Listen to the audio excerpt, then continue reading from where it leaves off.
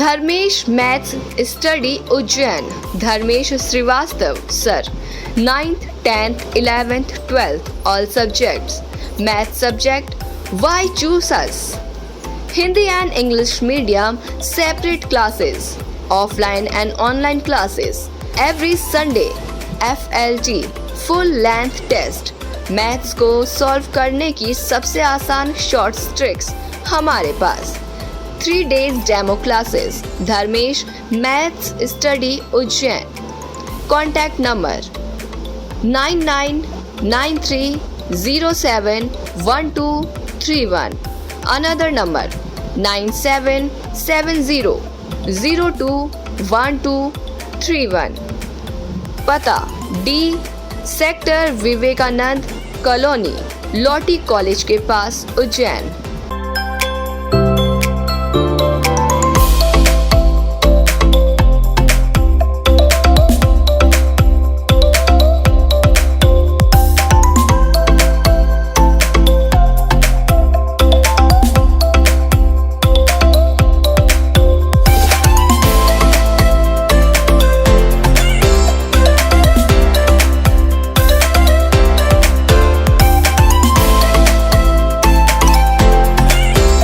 नमस्कार, आप देख रहे हैं एस न्यूज 24 और मैं हूं आपके साथ सपना ठाकुर। रुक करेंगे आज की बड़ी खबरों की ओर। उज्जैन अल्पसंख्यक विभाग के शहर अध्यक्ष माजिद लाला के नेतृत्व में कांग्रेसियों ने प्रदर्शनी चौराहे स्थित इंदिरा गांधी की मूर्ति पर माल्यार्पण कर भारत जोड़ो यात्रा निकाली। यात्रा टावर चौराहा से शहीद पार्क होते हुए घास मंडी चौराहा स्थित अंबेडकर भवन पर समाप्त हुई। यात्रा में मुट्ठी भर कांग्रेसियों के साथ कांग्रेस अल्पसंख्यक विभाग के प्रदेश अध्यक्ष शेख अलीम सम्मिलित हुए। अंबेडकर भवन पहुंचकर शेख अलीम ने स्थानीय पदाधिकारियों और कार्यकर्ताओं के साथ राहुल गांधी की भारत जोड़ो यात्रा के तहत उज्जैन से गुजरने की रूपरेखा पर चर्चा की।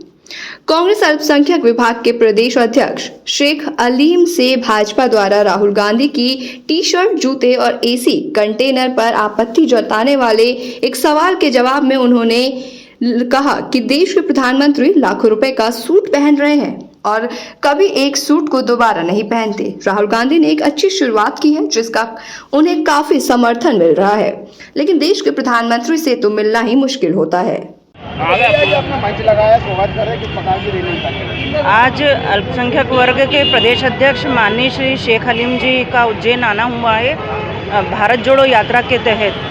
जिस प्रकार से आप सभी लोग देख रहे होंगे कि कन्याकुमारी से राहुल गांधी ने पैदल पदयात्रा शुरू की है और उस पदयात्रा का इतना अच्छा रुझान निकल कर के आया है। क्या बच्चे, क्या बड़े, लेडीज़ है, जेंट्स, और जहाँ भी जिस क्षेत्र में जा रही है, एक सबसे बड़ी बात निकल कर के सामने आ रही कि वहाँ की जो संस्कृति है उसके माध्यम से उनका स्वागत किया जा रहा है।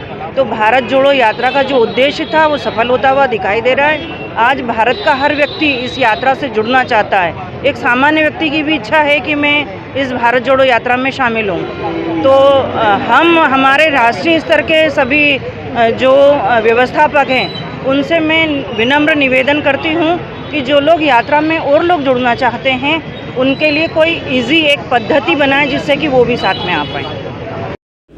मतलब आज भारत जोड़ो यात्रा निकाली गई, किस तरह का संदेश दिया जा रहा है और क्या? आज जो उज्जैन का प्रवास है हमारा, ये भारत जोड़ो यात्रा जो हमारे राष्ट्रीय उपाध्यक्ष राहुल जी के नेतृत्व में पूरे देश में निकाली जा रही है। एक यात्रा 1942 में भारत छोड़ो महात्मा गांधी जी ने निकाली थी, तो दूसरी यात्रा हमारे आदरणीय राहुल जी जो भारत जोड़ो यात्रा। आज हम देख रहे हैं कि हमारा देश, एक ऐसी पार्टी हमारे देश में सत्ता में आ गई है जिसका काम सिर्फ लोगों को विभाजित करना, कभी भाषा के नाम पे, कभी धर्म के नाम पे।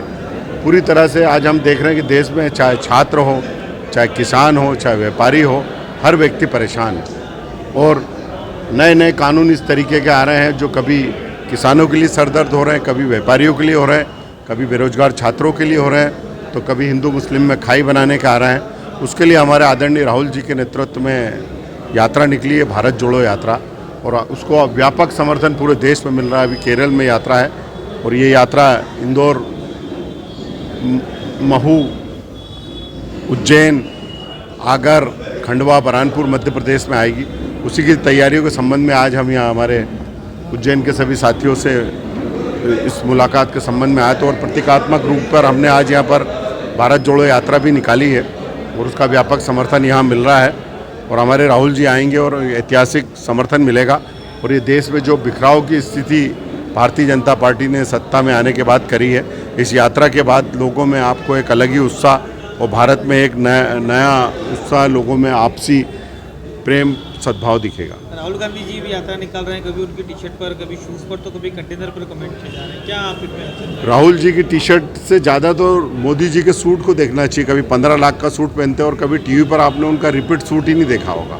और किस कदर से विदेश यात्रा और हर चीज़ पर खर्च कर रहे हैं। तो इस तरह से किसी व्यक्ति ने जो एक अच्छा काम चालू किया, जो वक्त की ज़रूरत थी भारत जोड़ो यात्रा की, आप देखिए उसमें किस तरह से लोग आकर मिल रहे हैं। और एक मोदी जी है, उनसे तो मिलना ही दुभर है। तो वो इस टाइप के कटाक्ष भारतीय जनता पार्टी की आदत है। मध्य प्रदेश में किस तरह से तैयारी की जा रही है यात्रा की? क्या एजेंडा रखे जाएंगे, क्या रूपरेखा तैयार की जाएगी? हमारा यूथ कांग्रेस, NSUI, महिला कांग्रेस और जितने भी हमारे प्रकोष्ठ और जीते हुए हारे जीते पार्षद विधायक सभी लोग इसकी तैयारियों में लगे हैं और बहुत ही व्यापक जन समर्थन मिलेगा इस यात्रा को। भारतीय किसान संघ की उज्जैन इकाई द्वारा अंबर कॉलोनी स्थित कार्यालय से कलेक्ट्रेट कार्यालय तक एक रैली निकालकर उज्जैन कलेक्ट्रेट आशीष सिंह को अपनी मांगों के संबंध में ज्ञापन सौंपा।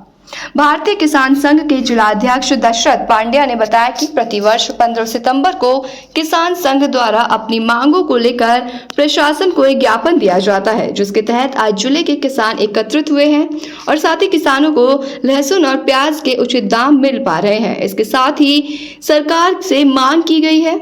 भारतीय किसान संघ की मांगों को जल्द पूरा न करने पर भोपाल में 9 नवंबर को किसान संघ द्वारा बड़ा आंदोलन कर विधानसभा का घेराव किया जाएगा।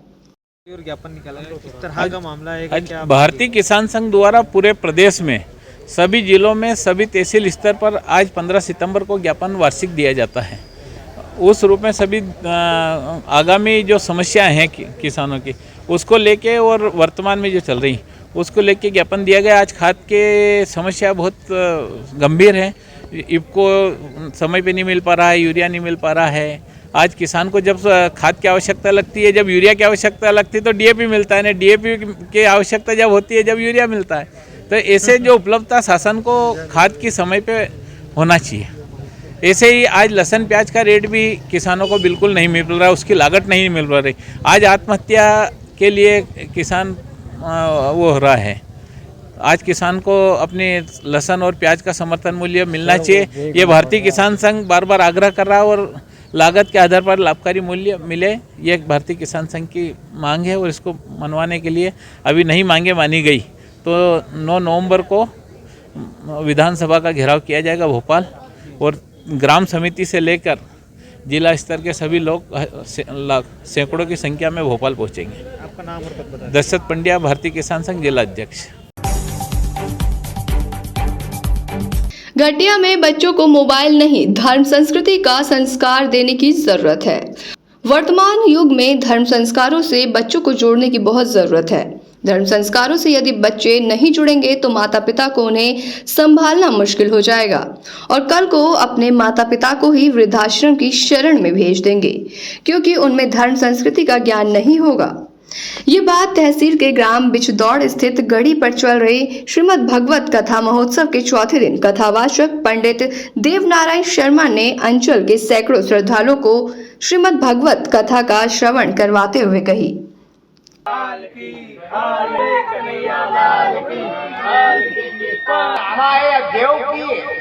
देवता की है। हाँ, भगवान पधार चुके हैं। आनंद भयो जय कन्हैया, भगवान को आनंद कर आनंद भयो।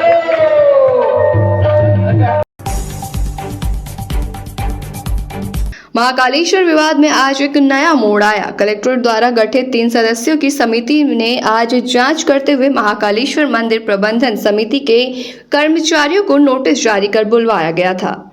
जिसमें अनीता शर्मा, अभिषेक शर्मा, मनीषा झावड़े, राजेंद्र कौशल, ज्योति चौहान, चंद्र प्रकाश शर्मा ने अपना बयान कलेक्टर द्वारा गठित 3 सदस्यों की समिति के समक्ष प्रस्तुत किया। जिस प्रकार ये मंदिर प्रबंध समिति की 5 सदस्यीय जांच समिति के समक्ष उपस्थित होकर दिए गए थे, उसी प्रकार ये दोनों अभिषेक भार्गव और रजनी खैर आज भी उपस्थित नहीं हुए। इससे ये साबित होता है कि उनके ऊपर उच्चाधिकारियों का वरहस्त है। हमें यहाँ बुलाया गया था, हमें नोटिस दिया गया था जवाब के लिए, जवाब तलब करने के लिए हम यहाँ आए हैं। रजनी खेर और अभिषेक भार्गव के लिए हम बोलने आए हैं। वो हमसे पैसे मांगती है, हमें धमकाती है, मंदिर में मनचाही नौकरी देने का लालच देती हैं कि इतना पैसा दीजिए आपको मनचाही नौकरी मिल जाएगी, हम यहाँ बिठा देंगे, काम पे वहाँ बिठा देंगे। आए दिन हमको धमकाना, हमें प्रताड़ित करना, हमको ऐसी बातें बोलना कि जो हम सुन भी नहीं सकते, अच्छा नहीं लगता, चरित्र पे उंगली उठाती हैं, आप जेंट्सों के बीच बैठते हैं, जेंट्स आपकी खुशबू लेते हैं, ऐसी ऐसी बातें करते हैं महिलाओं के लिए। तो उसी की शिकायत हमने की थी, पहले भी हमने अब हमारे कार्यालय पे की है, हमारे मंदिर में समिति में प्रशासक साहब को दी है, यहाँ पे कलेक्टर साहब, हाँ आज भी दिया है, इससे पहले 2 बार भी कल मीटिंग हुई थी उसमें भी दिया है, और इससे पहले हम प्रशासक साहब और कलेक्टर साहब को भी दे चुके हैं। आपका नाम बताइए। मनीषा झावड़े। देखिए, एक शिकायत के संबंध में एक समिति गठित की गई है महाकाल मंदिर के, जिसमें कलेक्टर साहब के द्वारा एक समिति है 3 सदस्यीय, उसके लिए हमें जांच के लिए आदेशित किया गया है, जिसके संबंध में आज जो संबंधित पक्ष हैं उनको अपना पक्ष रखने के लिए यहाँ पर बुलाया गया था। जो मीटिंग में नहीं आ सके हैं उनके ऊपर क्या कार्रवाई की जाएगी, क्या निर्णय होगा? नहीं, उनके द्वारा बताया गया है, चूँकि वो आज उपस्थित नहीं है, वो आगामी दिनों में उपस्थित होकर अपना पक्ष रख देंगे और उसी के अनुसार फिर हम लोग सर को अपना प्रतिवेदन प्रस्तुत कर देंगे। आपका नंबर? गरिमा रावत, संयुक्त कलेक्टर। घटिया के पास खड़खेड़ी गांव में रहने वाला कुमार सिंह पिता नारायण सिंह की मौत फ्रिज से करंट लगने से हो गई। उनके भाई ने बताया कि गुरुवार रात 8 बजे के लगभग यह घर में फ्रिज में कुछ रखने गए थे, उस समय उन्हें करंट लग गया जिससे उनकी मौत हो गई। घर में उनकी पत्नी कुछ दूसरा काम कर रही थी। जब पता चला तो जिला अस्पताल लाया गया, जब तक उनकी मौत हो चुकी थी, जिनकी उम्र 45 वर्ष है और वो कार चलाने का कार्य करता था।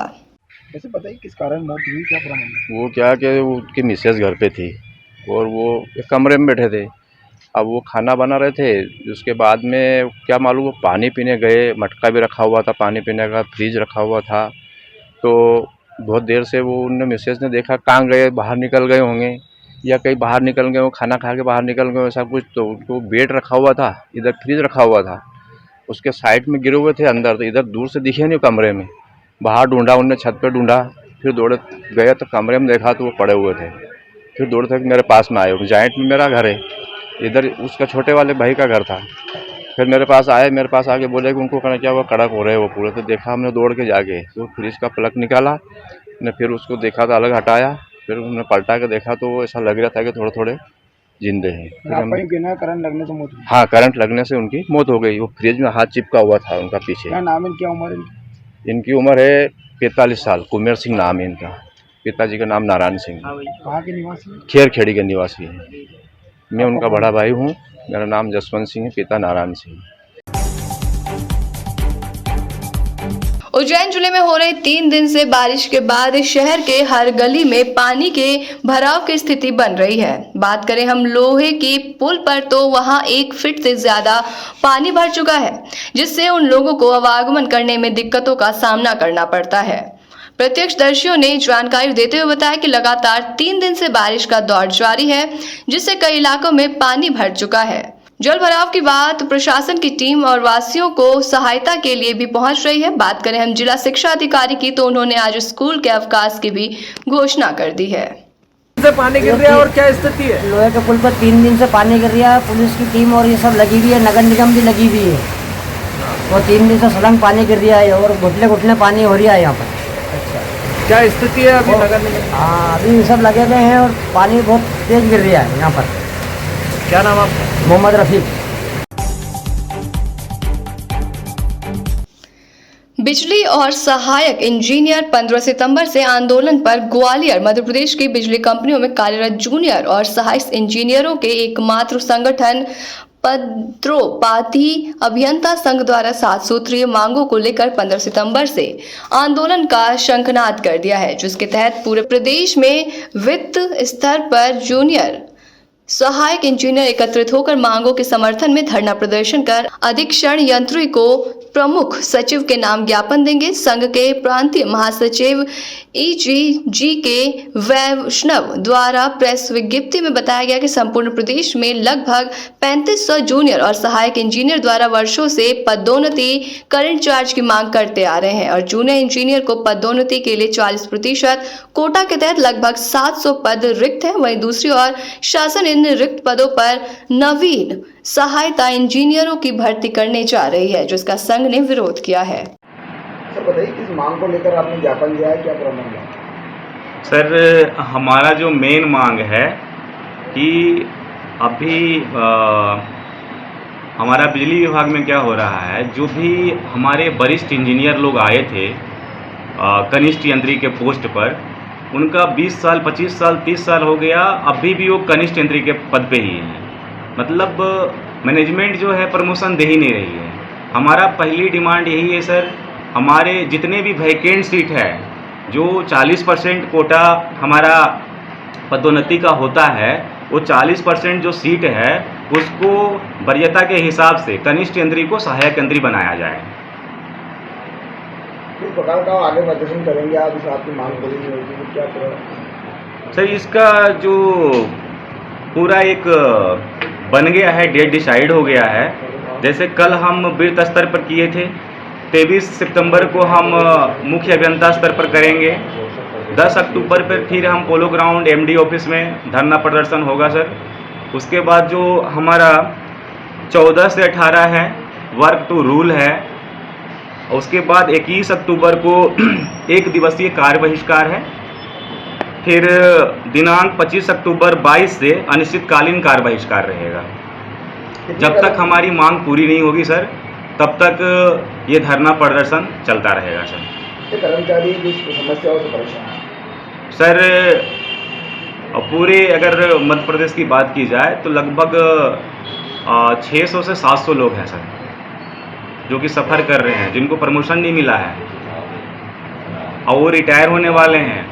और सबसे बड़ी समस्या सर हमारे साथ 304A का है, 304A, जिसके लिए हमारे PS साहब ने जो स्टेटमेंट दिया सर, वो बहुत ही निंदनीय है। मतलब जितनी निंदा की जाए उतना कम है, क्योंकि हम लोग बड़ा मुश्किल से अपना नेटवर्क को संभालते हैं, 24 घंटा सप्लाई मेंटेन करते हैं, लेकिन अगर किसी तरह का भी कोई एक्सीडेंट होता है उसके लिए मुझे जिम्मेदार साबित कर दी जाती है। जबकि आप देखेंगे ना, जोन स्तर पे किसी भी जोन पे प्रॉपर स्टाफ नहीं है। आज मैं यहीं की बात कर लूँ, मतलब पूरे उज्जैन शहर की बात कर लूँ, तो सभी जोन पर आप देखेंगे ना तो 3 से 4 तकनीकी लाइनमैन है। 3 से 4 में भी आपको ऐसा मिलेगा कि 2 से 3 ही काम करने वाला है। 2 दिन तो ऐसा ही है, कोई चढ़ने लायक नहीं है पोल पे, क्योंकि उम्र हो गया है उनका। इस कारण से सर क्या है कि अब दूसरी बात क्या है सर कि डे पर देखेंगे ना, सर्विसेज बढ़ता जा रहा है, सर्विसेज बढ़ता जा रहा है और बहुत कम समय में उसका निराकरण करना पड़ता है। इसीलिए तो सबसे पहले सर जो भी ऑर्गेनाइजेशन स्ट्रक्चर के हिसाब से हमको प्रॉपर तकनीकी स्टाफ दिया जाए सर। दूसरी बात, आज क्या होता है, हमारे यहाँ आउटसोर्स भरे जा रहे हैं। आप आउटसोर्स ले लो, आउटसोर्स ले लो, आउटसोर्स को ये लोग ऑथोराइज नहीं कर रहे हैं। जब ऑथोराइज नहीं कर रहे हो आप, तो काम कैसे करेगा व्यक्ति? इसीलिए हमारा ये भी डिमांड है सर, जल्द से जल्द ना आउटसोर्स को भी ऑथोराइज किया जाए। अब वरिष्ठ अधिकारियों को आपने ज्ञापन दिया और बात पहुंचाई है, उन लोगों ने क्या आश्वासन दिया, क्या आप लगता है? उन्होंने आश्वासन ये दिया सर कि इसमें जो कुछ चीज़ें जो है, ज़्यादा चीज़ें जैसे प्रमोशन वाला जो है, ये पॉलिसी मैटर है और ये बड़े ऑफिस का मतलब मैनेजमेंट का चीज़ें हैं, तो मैं मैनेजमेंट तक पहुंचा दूंगा। और उन्होंने आश्वासन दिया है कि हमारे तरफ से पूरा आपको मदद की जाएगी। आपका पूरा नाम है? सर मेरा नाम सत्यजीत कुमार हुआ, मैं उज्जैन का क्षेत्रीय सचिव हूँ। तराना पुलिस को चोरी के प्रकरणों में सफलता मिली है। 2 आरोपियों को मय मकशुका के लिए गिरफ्तार कर एक आरोपी फरार हो गया। 2 अलग अलग प्रकरण में 2 मोटरसाइकिल जिसकी कीमत 1 लाख है, एक बैटरी जिसकी कीमत 7,000 है, बरामद की गई। प्रकरण में अन्य आरोपी की तलाश जारी है।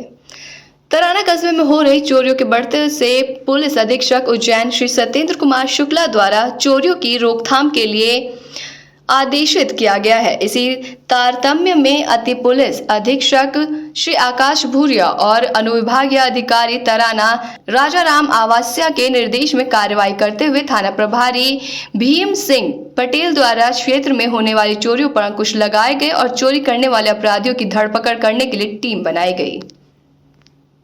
ऐसी तमाम बड़ी खबरों के लिए देखते रहिए एस न्यूज़ 24।